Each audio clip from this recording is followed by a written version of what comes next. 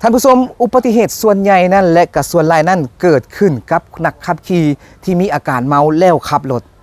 การขับขี่รถในยามมึนเมานั้นแน่นอนท่านจะต้องพลาดอย่างแน่นอนบ่ข้างใดก็ข้างหนึ่งท่านอาจจะบอกว่าท่านบ่เมาและก็มาขับขี่ฉะนั้น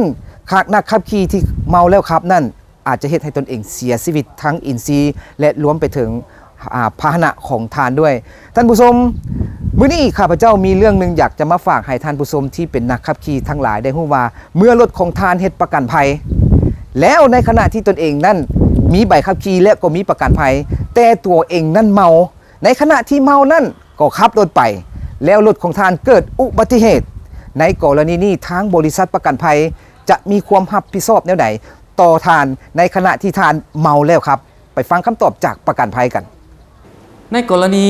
เมาเหล้าแล้วขับรถอันนี้ก็ถือว่าในทา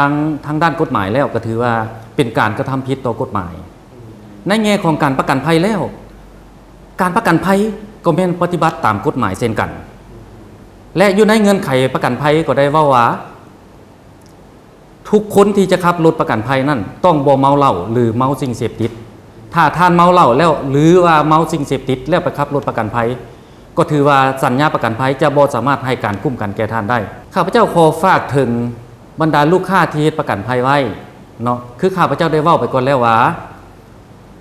รถทุกคันที่เฮ็ดประกันภัยนั้นผู้ที่จะขี่ต้องมีใบขับขี่ที่ถูกต้องตามประเภทรถอีกอันนึงผู้ที่จะขับรถประกันภัยก็ต้องบ่ดื่มสิ่งมึนเมาหรือสิ่งเสพติด